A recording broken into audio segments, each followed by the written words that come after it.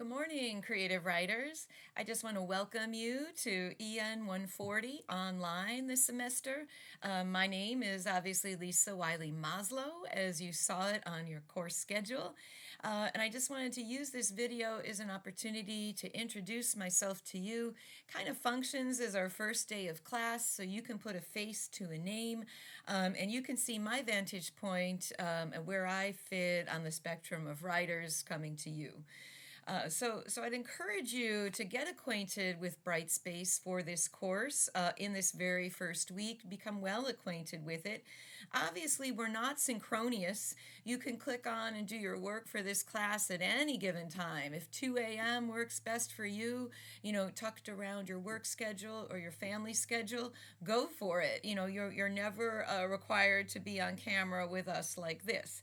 I like to shoot some videos from time to time, and that's the purpose of this one. So I'm going to work from my syllabus right now, and I highly encourage you to click on the My Syllabus tab to print it out. I would have some kind of a paper depository for this class where you print out any of the stories. If you work best off of paper, any of the readings on paper, you can print for free on any of the 3 campuses. You can print at home. If you work best off of a screen, well, then certainly you can read the required readings off a screen. You can annotate digitally as well. That's up to you, and you know how you work best. I highly encourage at least a single subject spiral as a journal. So you do any kind of journal ideas or brainstorming in writing first. I mean, that whole muscle memory and getting your creative juices flowing.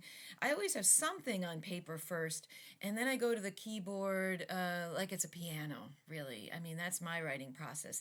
Doesn't mean I write every single word in handwriting, but something goes down there first, and then I start typing. But again, your journals are going to go straight up to a discussion board. So that means everybody in the class can read them.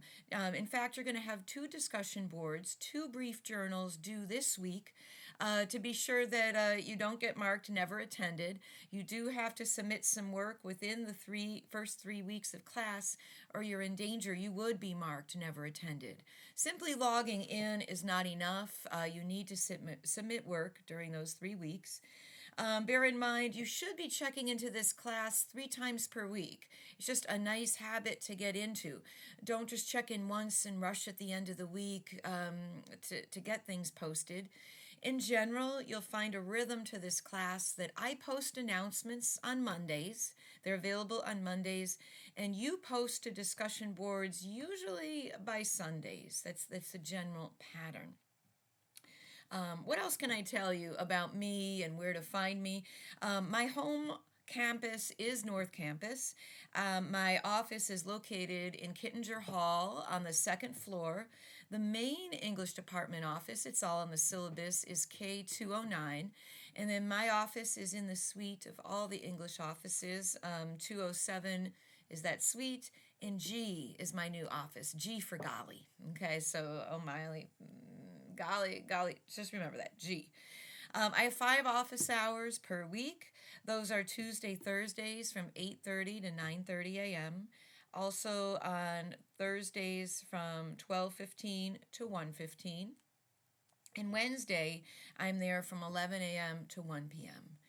So I hope that one of those 5 hours works for you if you need to find me. Perhaps you're completely an online student and you prefer not to come to campus.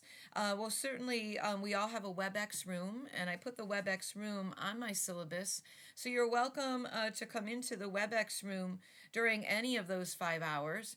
But I encourage you, reach out to me at my email, Maslow, MOSLOW @ecc.edu, so I know to click on my camera and I know to meet you there, because I won't be sitting around in that online office hour unless I know you're planning to attend. And if those 5 hours don't work for you, I'd be happy to schedule an appointment outside those hours. This is my home office, obviously, right now, decorated in key lime green. But usually you'll see my ECC office as the background. So bear that in mind. If you ever have a question about your writing or a draft or an idea, I'd rather we iron it out earlier in the process than later.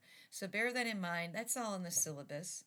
I would also encourage you, please do navigate the My Instructor tab and the Getting Started tab, because it's going to clue you in on a lot during this very first week as you're getting acquainted with all of your instructor styles. We all have different styles and expectations for our 3-credit courses.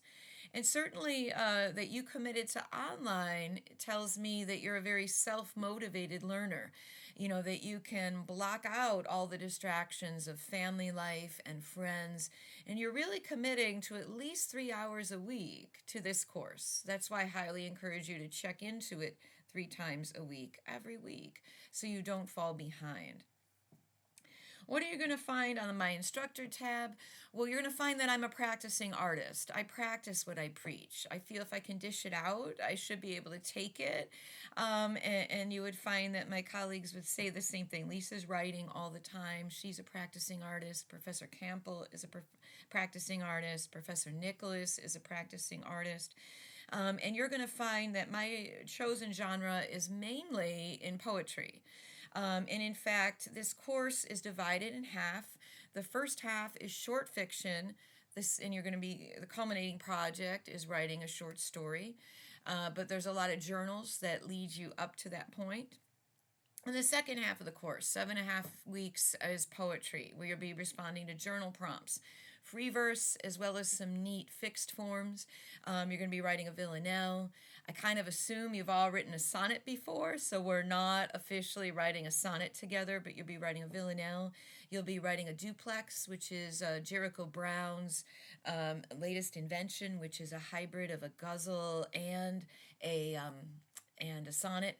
I had the high honor of studying with Jericho Brown at SUNY Stony Brook, the Southampton Writers Project, in 2019. Before we knew he was going to win the Pulitzer Prize in 2020. And Jericho Brown is a phenomenal, talented professor and poet and writer. I also had the honor of studying with a very different style with Billy Collins at SUNY Stony Brook, Southampton, way back in 2013. I've had the honor of studying with Patricia Smith and Taylor Malley, who are grand champion slam poets as well. And most recently, I studied at Skidmore College for 2 weeks. I went to writers camp for 2 weeks and lived in a dorm this past summer at the New York State Summer Writers Institute with novelist Rick Moody. So I really honed in on my larger prose, my short storytelling skills in 2 weeks with him in advanced fiction, and also Susan Minot. What can I tell you about that? It was just amazing and phenomenal, to feel like a student again, doing readings with fellow students from all over. My fellow students were from Stanford, Georgetown, Dartmouth, Yale, Harvard.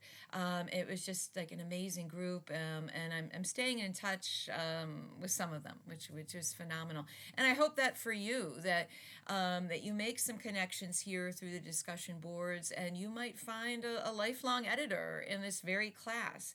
You might find a first reader in this very class. It's happened before. It doesn't matter that we're not that we're not in the classroom, but that we're virtual. What else can I tell you about myself and connections to literature? I start with Lori Moore, a short story writer's quote: "Life is a field of corn. Literature is the shot glass it distills down into." And I just love that quote. Mary Carr has used that quote when I've studied with her. And this idea, you might think that you're here for poetry and songwriting, but then you absolutely love what you do in the short fiction. Or you think of yourself as only a short fiction or a fiction or a novelist, and then you end up liking the poetry. So be prepared to be surprised this semester. It happens all the time, really. It happens all the time.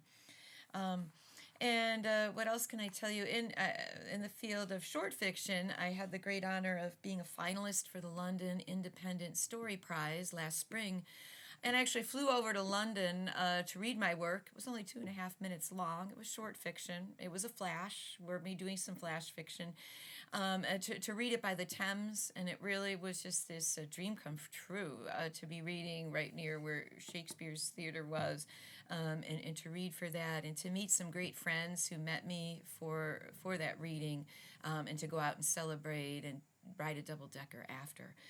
So I had some great luck in that. But primarily, as I said, I identify as a poet.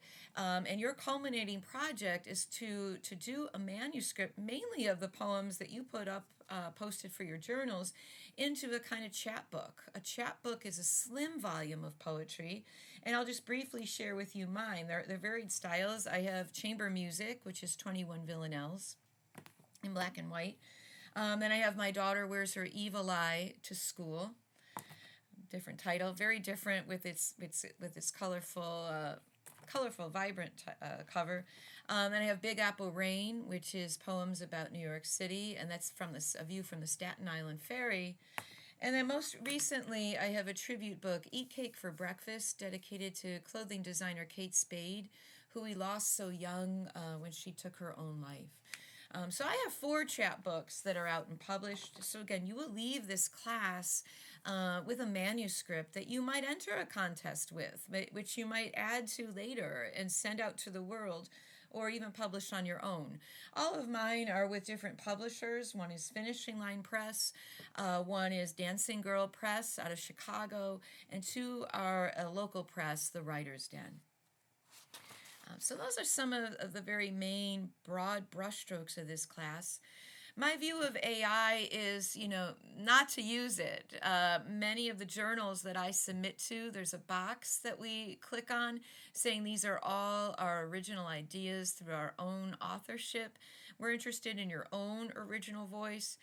Please, for creative writing, at this point, don't use AI as a starting point. Use your own mind, your own prompts as a starting point. I mean, that's why you're here. You're not here to use AI. I know we can't afford to ignore it forever, but at this point, I'm just interested in your own views, your own unique dialogues and settings and point of views and characters. You are going to submit your work to a Dropbox, which is going to screen it for AI. And at this point, my best answer to you is just don't use it. Don't use it for a course like this. Just like my English comp students in the EN 100, we're interested in their own very best writing and not what AI can do for it. Life is going to evolve 10 years from now. I'm not sure that that's going to be the answer. I realize we can't ignore it forever, but that's my view right now in this class. Did Toni Morrison use AI to win the Nobel Prize and the Pulitzer Prize? Well, no. Did Harper Lee use it? Well, no. So right now, that is my view of AI for this course and for you. If you would sign a box as a disclosure that you didn't use it, if you're trying to get your work submitted at one point, and we will discuss that. We'll discuss getting your work published or where you might send it. So let's just keep it out of the mix right now. There is no textbook required. It's a money-saving technique for you. I will put your readings up as links or as PDFs. You'll be reading some great short stories. You'll be reading some great poems as samples, and I don't see the need to have you purchase a textbook. So really bear that in mind there. It's a distance learning online course, and everything you need to read will be up there. Please contact me at maslow@ecc.edu if you have any questions for me. I'm just looking forward to seeing your very incredible talent. We start with just a very brief challenge, a 6-word story, because that was something that Hemingway did as a challenge to fellow writers. He won a contest among his writer friends with his 6-word story, and you're going to see that in this very first week. And bear that in mind. I think creative people, creative writers should surround themselves with other creative people. It's how you rev your juices and keep on going. It's part of why I went to Skidmore this past summer. And I think you're going to find on these discussion boards that you're just brimming with talent. All of you are. And you all have such varied backgrounds that bring you here to SUNY Erie. And I'm excited to get to know all of you and work with you for these 15 weeks. Again, please reach out and contact me if you have any questions or you need to set up an appointment. And I'm looking forward to those very first discussion boards of why you joined this class and why you're here with us at SUNY Erie. So bye for now. See you later.